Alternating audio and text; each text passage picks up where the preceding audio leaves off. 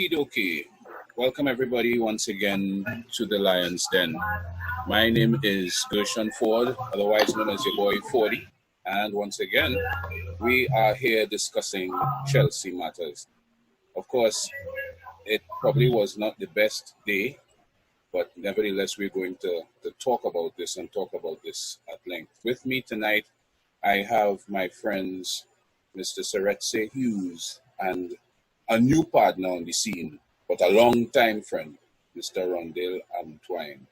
And we will be talking about today's game and some other issues that might impact on Chelsea Football Club. Before we start, though, I just want to give a big shout-out to our good friends up at Hot Shots, where you can go have a time.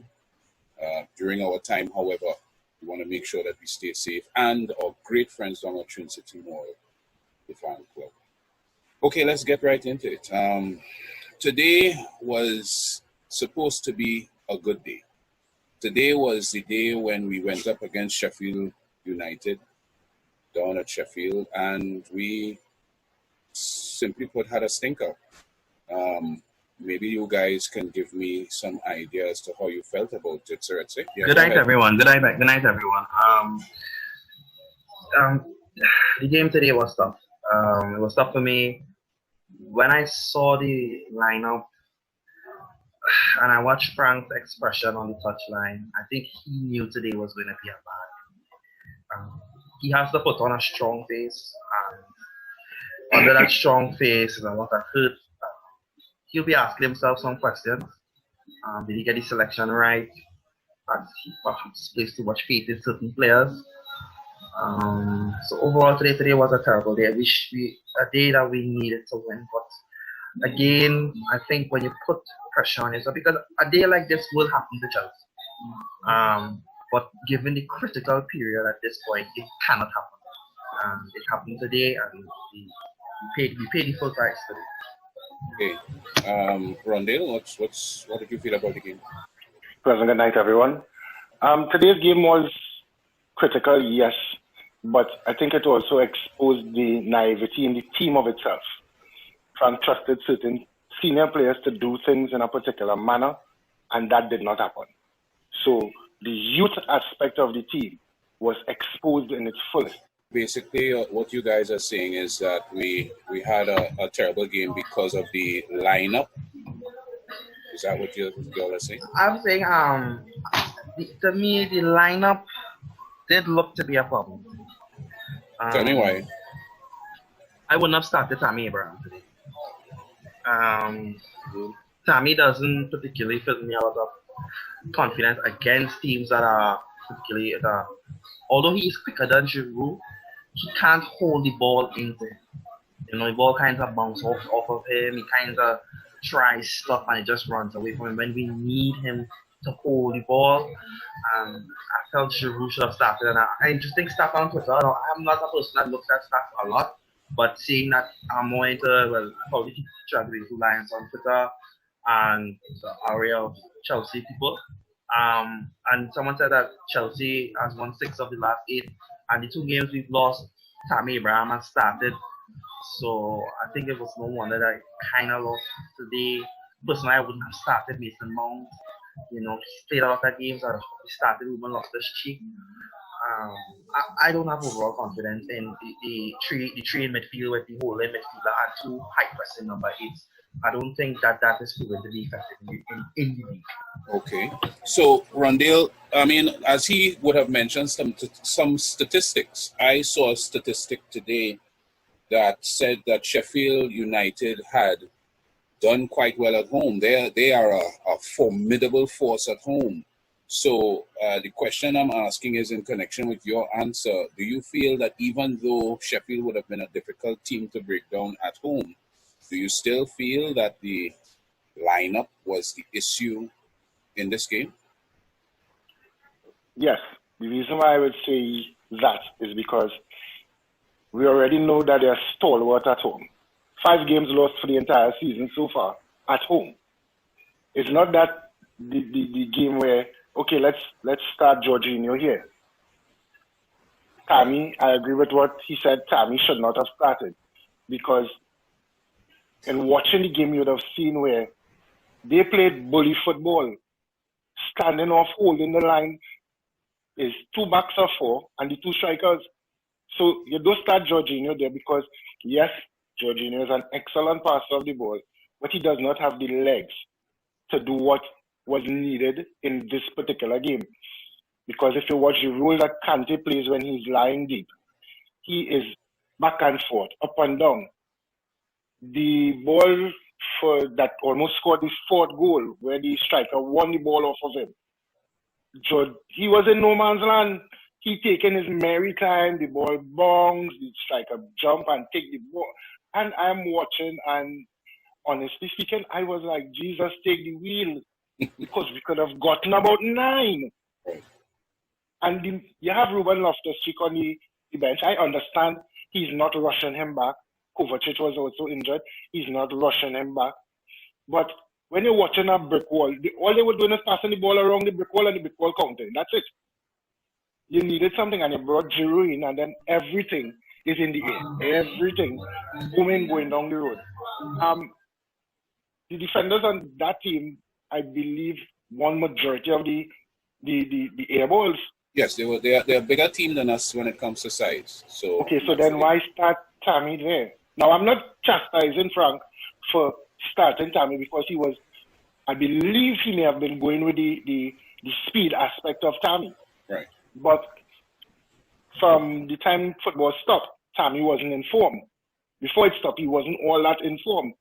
Giroud has started the majority of the games since the restart has happened, and we've noticed a change in Giroud's mentality, a change in his team awareness and team focus.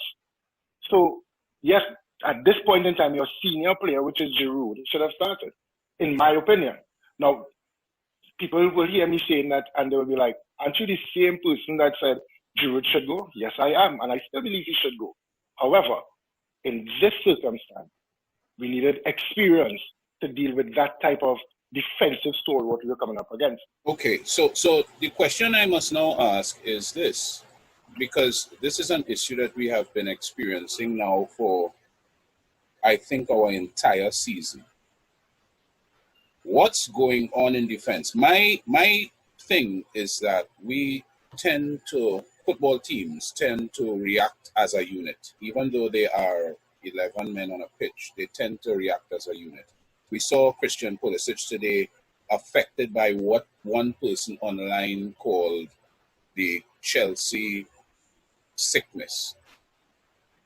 Christian Pulisic, who is a tremendous player, was affected by our inability to convert what started off as a fairly bright set of sequences and just deteriorated into real garbage.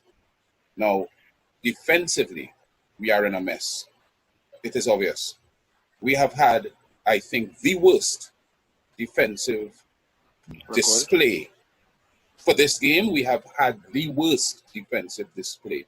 As you said, Ronde, we probably should have shipped 9 goals. How does the defense that we saw today affect the ability of the strikers, the midfield, the wingers to make something out of the game, Seretse? Well, they have to be good at beating the press. In that game, you saw that Sheffield was pressing us. We couldn't deal with the press in the defensive part of the pitch. And I think that's something Chelsea has struggled to, where we don't have really ball players and the halves with the press. I think we are out of like the top 4 teams in England. I think we are kind of the worst at that. So the defense, it starts from there, the foundation. You got to pass the ball. So there's a confidence that you will receive the ball, but it loses the ball, and then the attackers have to come back and defend. And that's to me where the problem lies. The distribution, particularly from the positions, the defensive position is not good. I don't think that's what Forde is looking at left back. He's not a naturally left-footed player. Rich James kind of looks soft, and the centre backs, they lack leadership at the back. That we are not conceding. Because I still believe that Chelsea could have scored 2-3 goals today, and we could have still lost. So defensively, that's a big factor there, because we have the creativity. And to be honest, we have the football. We all played West Ham right? And we lost. You know, we can't play football. It's just something with the defense. It's very underwhelming for me personally, and it's very displeasing Uh, at what's going on in the defense. And I would use the word leadership. Let's hold it together like a husband, a father, a leader. Someone is respected. Yes, times are tough, but we will get through. Again, uh, Rondale, do you feel that maybe the problems that we're having at the back, which seems to be an extremely big concern for the club, do you think that that might be in fact affecting what is happening with the guys up front? Do you think that maybe it is affecting the rest of the team, the midfield, the strikers? Do you think that that might be an issue? It's not a might be an issue. It is an issue. It's like it's a domino effect. If the goalkeeper doing nonsense, the defenders will do nonsense, the midfield will do nonsense, and the strikes, the attacking third will do nonsense. And the reason for that is football is a team sport. All right, today Pulisic wasn't the Pulisic we know. If we could cast our memory back to when Eden Hazard was playing with Chelsea and the defense was having a screamer, Hazard would not perform. And the commentators would not talk about the defensive blunders, but they would speak about the fact that Hazard didn't show up. When the defense is playing at its best, Pulisic would play at his best. Right. Sheffield today pressed Chelsea, and Sheffield United's press is as porous as it comes because we have dealt with the Liverpool press. However, it's Sheffield United. So for the big game, when Manchester City and Liverpool pressing the life out of us, we know how to play. When Sheffield pressing, it's like, what the hell are they doing? We could do what we want. We'll take our time because we are Chelsea. And you could see that today that the entire team, I believe, was like lackluster and playing slow and taking the time. And it was a bit annoying watching them because 76% possession and no shots in the first half. So you're basically mixing a batter for cake but not baking it. How much sense that makes? What do you think happened with Frank? Frank changed the formation 3 times in 90 minutes. 3 times. Well, not in 90 minutes, in 45 minutes. Okay, because it was the second half, right? My apologies. I think Frank isn't. I don't think Frank is doing defensive work with players. I don't think that he's running to defensive drills with the players on set pieces. If players are just running around playing five-a-side football and you give them a tactical analysis of the opponent, and then on match day, it turns out differently. And Frank talked about that in his press conference. He said that Sheffield had more personality than us. Personality, like I'm thinking of really my personality. They look organized. They look like they wanted it more. No, but hold on. Let's talk about that. Let's talk about that. I mean, I saw the post game interview with the manager, and to be honest, Seretse, I had to agree with him. I mean, I had the great displeasure of having to watch that entire 93 minutes. Great displeasure, and I have to agree with him that Sheffield United had more personality than we did. For the entire, I mean, when they look at the way they celebrated when they scored their goals, there was a kind of swagger about them. There was that confidence. You could see that they came with a plan, and Wilder made sure they applied that plan to the letter. And on top of which, those players did not fear Chelsea in the least. They had that confidence that we are going to cut these guys' backside.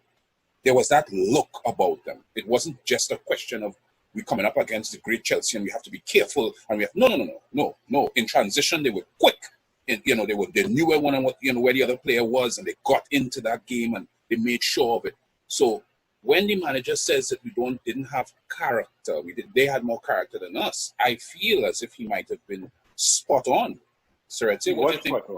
Tell me, Rondale, what do you think? He was spot on. It's a dog real bad in his yard. Yes. The Trinidad saying a dog bad in his yard. If you come in my house, I'll show you who's the baddest thing in my house. Yes. So when you go there, When you hear Man City coming to play home, Yes. by another team, the team afraid because Man City coughing in your face early in the game and then you know, watch man, we real bad. Yes. We don't do that. This group of young players don't know how to do that. In the days with Drogba, first ball, when you shooting at the keeper and stand up and watching them, put your hand by it again, I'll break it. Right. We don't have the character for certain games. When it comes against big teams, we know what we have to do defensively. And I'll disagree with Turette where he said he's not working on defensive drills. We work on defensive drills. You saw it in the Man City game. You saw it in the Liverpool game. So how come you're not applying what you learned before in these games? These games are games where you know this is what this team is going to do. You have a fair idea. All the bottom league, all the teams lower down, going down, they play a particular brand against Chelsea. So you know when you go there, you have to kick them first. Kick them in the face. Don't care what happened. Because if you remember in the beginning of the game after Barkley shot the ball, Pulisic was on the ground. A man pick up a yellow card. And he stand up and he watch Pulisic like, hey, you're home by me, boy. Yes. Little boy, get up. Yeah. So if we don't do that, even when we play at home, we don't do that to teams. Yes. So what's the entire order of the team on a loss? If you realize after a loss, they come out with fire in them. Whatever he tells them for that. Is it that we have to lose 1 to win 3? Right. That's what I'm saying. To me, Mr. Rondale, I get the feeling that and I think this is something that I feel it to be a culture. And you know, once you form a culture, you know, as a saying that says, it's easier to grow up a child in the right way than to repair a broken man. And it's a difficult thing to repair a broken man. If players are broken in footballing sense, you cannot repair that. I think I get a feeling that Chelsea have a kind of soft spot for these teams and for games like these. I'm feeling that, and to me at Manchester Chelsea, I have never known us, considering we had Lampard, Terry, Drogba, Carvalho, Mazuda, and Elka. I never knew us to have like these kind of performance. Yeah, we were poor, but if you look at the last couple of seasons, we got hit 4-0 from Bournemouth twice. I think we got 4-0 from Bournemouth when we got 4-0 at Bournemouth in the 18-19 season. And Sheffield beat us, Sam beat us. Teams playing kind of like a East to beat us, Bournemouth beat us at home. It's like, what's kind of going on there? If this week, and then the players come out with a kind of, well, sorry, and we will hit the ground again. But in football, you can't do that. Just as in life, you know, they doesn't allow for many slip-ups at this level. And commentator, I know this was the commentator say, you cannot make a mistake at this level because the quality of the footballer punishes you every time. Yes, and I agree with that statement. But you remember, now these young 19, 20, 21-year-olds, when they were playing in the younger division, they were bullies, you know. The Reece James and the Mason Mount and the Camille, they were bullies. Plain bullies. You bring them up to this senior level football because you remember, it come like you drop them in the deep end. You didn't integrate them into a senior team. You drop them in the deep end. And as you drop them in the deep end now, who have to be the bullies now? They were the bullies in their age bracket. You're playing with the big boys now. Right? Now you have a N'Golo Kante he's a mild-mannered individual, but he's a bully. Remember, our defense, the John Terry, the Carvalho, the Ashley Cole, the Bosingwas, the monster of all of them was Ivanovic. You had these guys who would step on your shin and let you know that's the last time you come in here, right? Go on the next side of the field. Cristiano Ronaldo sprayed Ivanovic. And people will say that never happened. But if you look at it, France, now everybody watching this is France's latest post. Everybody watching that post from France and thinking, oh God, France soft. Hello, that was the same man that kicking down people left, right, and center and crossing over you like you're doing something wrong. And he kick you. So I'm not worried about them getting that bully mentality. They will get it. But in order to get the bully mentality back into the team where I come home by you, I kicking down your front door and taking everything in your house. When you come home by me, I'll kick you in your face, come out my yard. Well, I am seeing Mr. Antoine some character traits in you, based on that language that reflects Ease up. your. Ease up. It's too late for that. I lost today and I'm not happy about it, but I'm dealing with it. And I understand completely. No, what I want to do is to single out one player because, I mean, we had been complaining about him in some of the other games and we saw change where we brought in Zuma to partner up with Christensen. And today there seemed to be a problem that ended with him having to be brought back on. And needed a comforter and a bib. And he just stank it right up. Rudiger. Our German guy, Rudiger. Hold on. What happened? I'm not defending him. However, before he came on, it had that, I don't know if you all noticed it on the blue, there was some brown running down on Christensen's leg. There was some brown. A lot of brown was running down on his pants and his leg because you supposed to be I cannot for the life of me understand how he could be a defender and soft. How can you be? Yes, okay, Rudiger made a mistake, fine. But I know that baby thing, that baby football where a striker run, bounce here, and you twist your ankle with that. Get up and go.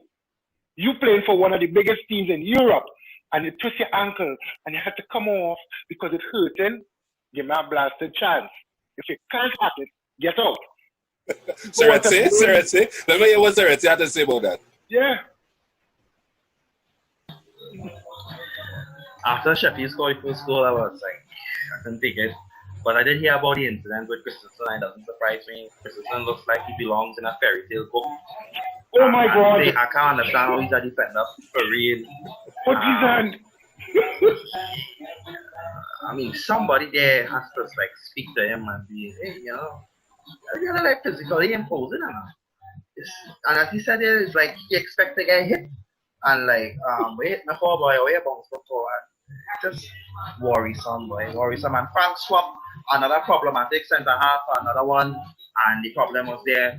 So obviously, guys, obviously, and I think we this is a big issue that we're going to be continuing to deal with until Marina and the board does something about it. If you are a centre half, Seretse has said this as well. If you are a centre half at this level, you are not playing for a championship team. You're not playing for Wassa FC. You're not playing for, Republic. No, you are playing for Chelsea Football Club. Chelsea Football Club.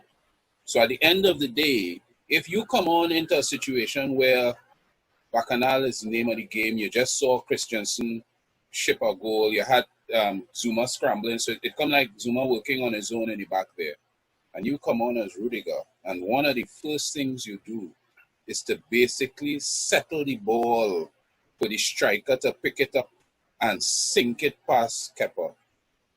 I have an issue with that because to my mind, you were coming on after having Zuma replaced you for 2 games. So you were supposed to be coming on to represent. And how did you represent? By providing an assist for the other side.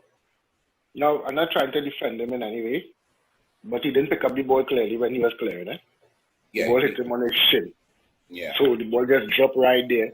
Even though at that point in time, I didn't care to see the replay, I was still voicing my opinion in a Trinidad-like manner. Like, I'm positive a lot of my neighbors would have complained after.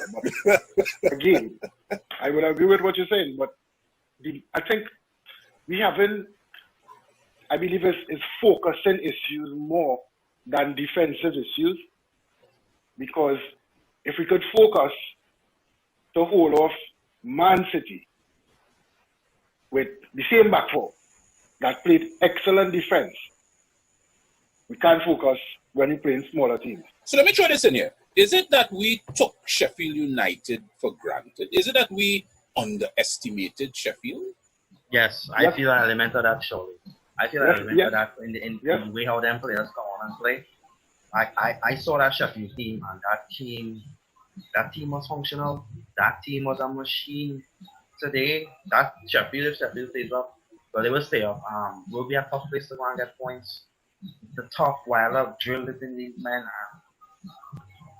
I feel afraid. I was afraid. I was fearful of coming up for my team against Sheffield. And, for talk about, they're playing Premier League, playing for Chelsea. Chelsea have a bit of royalty, Chelsea.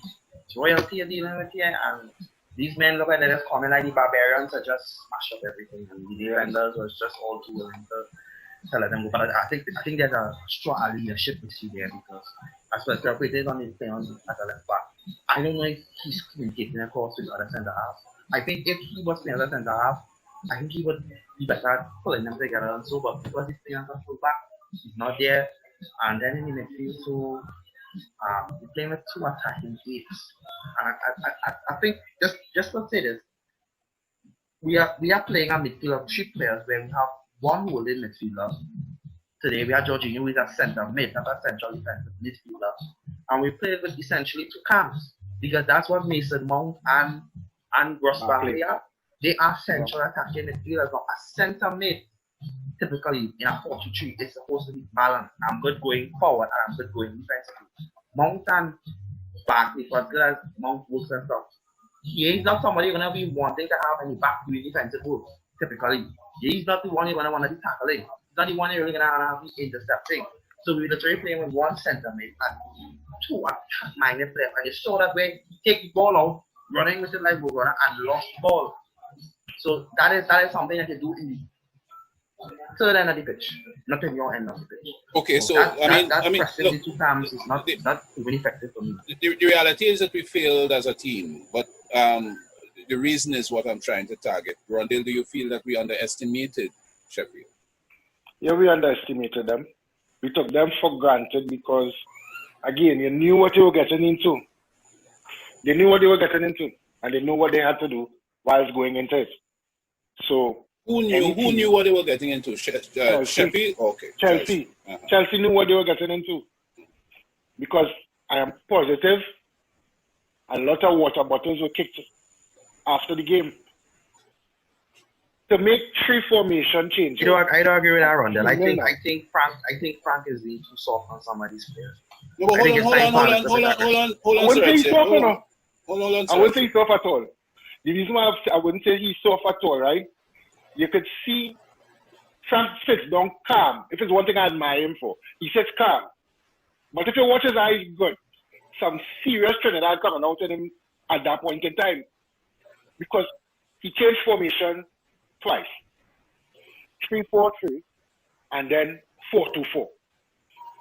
The first thing I laugh at is when this little clown come on, Hudson-Odoi come on, he said 4-2-4. And I was wondering, why Frank going 4-2-4 now? We done lost. We're going 4-2-4. And then I realized what it is he was trying to do with the 4-2-4. And when the camera focused on Frank in the 4-2-4 as well as the 3-4-3, the only thing Frank can do is just start to kick things and start to cuss. He was close to it. Where Jody Morris was for this game. From the time the first goal scored, he walked off. He was socially distancing himself from the nonsense that was going on. He left. He walked. I was like, wait, look at Frank myself. And I look at every time they focus on him, you're not seeing Jody Morris because you know they came prepared to do one thing in particular. Well, Frank said it. And you guys are hitting it right on the head. Frank said it is as if you guys are taking it right out of Frank's mouth. He said we had a plan and it was not executed, and he said he has a problem. One thing I want to address, however, since it is a team, we know that Hakim Ziyech arrived at Cobham today. We have pictures of Hakim. No, he didn't reach today. He trained today. Trained today. Yeah, so he reached today's what? Today is Saturday. He reached Thursday. Now, it's going to be that Hakim had to sit down, I'm sure, and watch this game.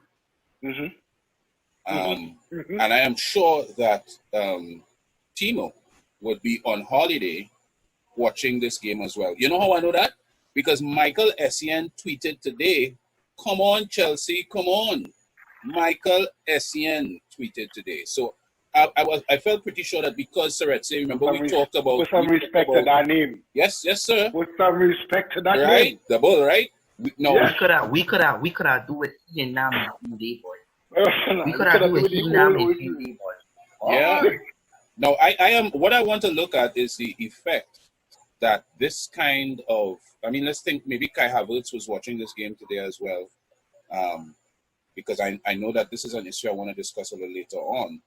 But these three guys would have been looking at this game today, especially Seretse, as we had talked about the points that we need to get in these few games. We talked about that in a previous podcast.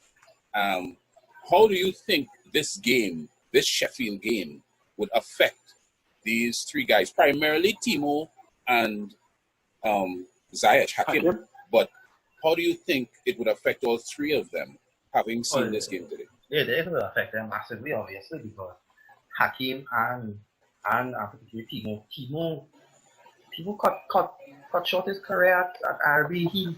He came to us early. He's coming to us early, so he's avoiding playing football to get this injured, and to see that it will hurt. And he's on vacation. Kai Havertz was on vacation. He's on vacation, so they would have seen that it hurt. I was hoping they didn't bring that up. We've secured Hakim Ziyech, we've secured Timo Werner, but it ain't gonna be all roses with them men coming next year. I feel that maybe there'll be a lot of tears, and you might look back at this video and think, I really feel that next season could be like the 17-18 season. Rondale, what do you think? How do you think it affected them? I believe that if they watch the game, is either one of two things they'll be feeling. They're coming in to be Jesus, or what the hell I got myself into, boy. No, but that's the best I can come up with, because like he said, Timo cut short, Ziyech signed long time, Kai want to come. When you sit down as a professional footballer, you will be like, you know what? Okay. And then when you see the performance today and you're thinking, I had to tote this team. I had to tote the team. So, all right, cool. But remember, the manager talked to you and give you his plan. If it have 5 out of the 11 players working with the manager plan, then it will infect everybody else. If everybody don't want to work with the manager's plan, then it's a total infection going on. So I believe Timo and Hakim. Hakim doesn't see how we training already, so he know what's going on. He know the game plan for today. And when he don't see it, he would automatically be sitting, okay, if I was on the field, I'd have done this better, I'd have done this different, and know what I'm coming up against. Timo, wherever he is, if he's watching, if he's not watching, same thing will go on. All right, they get licks, so they fine. When I come in, it's bacchanal. I go in and show them how to. What we definitely going to need to do is to settle on a team that we can run with for the next few seasons. And based on what we're seeing right now, a lot of people forget that we are not the finished product. This team that we are seeing right now is not the finished product. We are in transition. And this is going to be the first time that Frank is actually going to get access to a proper window to do transfers. And so, you know, we are seeing now where he's heading in terms of getting the Timo, getting the Hakim, probably the Kai, probably Said. You know, the club has to give Frank Lampard the players. As much as I may be apprehensive about Ben Chilwell, if he wants Ben Chilwell, get him Ben Chilwell. Get the man the tools that he needs. I may not agree with it, but if he has the manager, he has the final say. He leading the Chelsea troops. Well, we know. Hold on, sir. So don't run ahead of yourself. We know that at Chelsea Football Club, the manager don't have the final say, so you could scrap that one time. Let's talk about what is going to happen in the next few games. What do we expect going forward? Because we are left with, who is it? Norwich, is it? Norwich and Wolves? What do you guys expect? Yeah, so we have Norwich and Wolves, and in between that, we're going to have the FA Cup match. But what do you guys expect against Norwich next and Wolves at the end? I think we'll beat Norwich. We'll beat Wolves. We may lose to Liverpool. Overall, this defeat kind of makes me feel like to watch football again this season. We know you will. We know you will. Yeah, well, you know, I always say that. As always be there. But we'll beat Wolves. And we'll beat Norwich. Norwich get forfeited from Norwich. West Ham, they relegated. So what we could hope, your question alluded to, what we could hope for in terms of Champions League qualification, United and Leicester have to lose to whenever they play or draw. A certain drop points later on, and the cast ruling, City has to be banned for us to get this one. Okay, Rondale, what do you think about our last three games? That'll be Liverpool, We beat Norwich, Norwich. Liverpool, and Wolves. We beat Norwich. We playing Liverpool at home, so at their home. So Frank have club number, so I looking at a draw for that game. He does. Whether or not, once you could take them to penalties, I find you had a number. And the fighting them to beat you, you had a number. So I kind of iffy with the Norwich game, and we might lose the Wolves. I'm being honest. Because the reason for that, actually, no, they'll beat Liverpool, beat Norwich, and beat Wolves. Yeah. 3 games, and then we're going to lose to Bayern. Okay. All right. Well, on that note, I would like to close up because I feel people go run riot and come in here and burn down my house. So I want to close up with that one. I want to thank you guys so much for coming on with me again.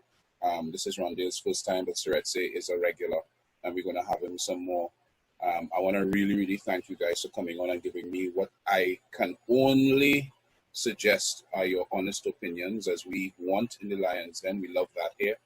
And we're hoping that going forward with the next game, we're going to see a better display from the guys. Somebody said that we sometimes have these stinkers against struggling teams or teams that need to stay up and so on. And then, lo and behold, we go out and we just represent. We turn into the Jedi team going up against the Liverpools and the Man U. So we're hoping to see some more of that before the season comes to an end. And I know we'll be back again with you guys for another game.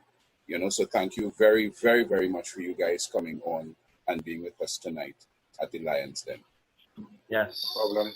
All No right. problem. Have a nice night, everybody. Keep the blue flag high. Later. All right, great.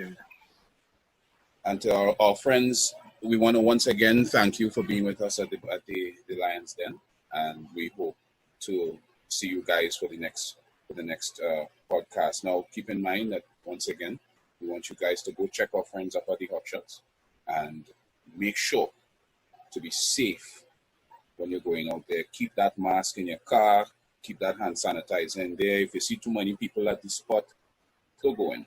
Remember that we have regulations that we need to adhere to. But enjoy yourself nevertheless. Be safe when you're doing it. And see you next time.